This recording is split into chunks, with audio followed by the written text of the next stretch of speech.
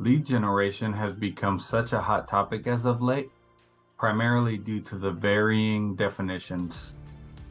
A lead originally meant a potential opportunity, but that is gradually transitioned over time to mean any contact information stored in your database. Why are people shifting the definition of a lead? As targets have climbed and marketers have needed to meet those objectives, they've loosened the standards of what it meant to be a lead and what it meant to be pushed to the sales team in order to meet these larger volumes and at difficult times.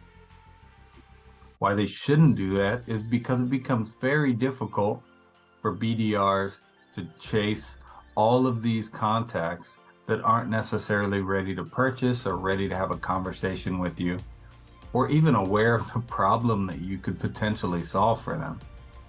This becomes very costly, as it's time and energy that the BDRs are spending.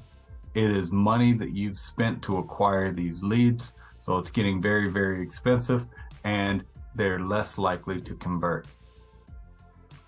Instead, we've been making this drastic shift to demand generation to focus on key areas of capturing folks that are already in market while creating demand from folks that aren't necessarily in market, but could be potential prospects for you. They have problems that you can potentially solve for them.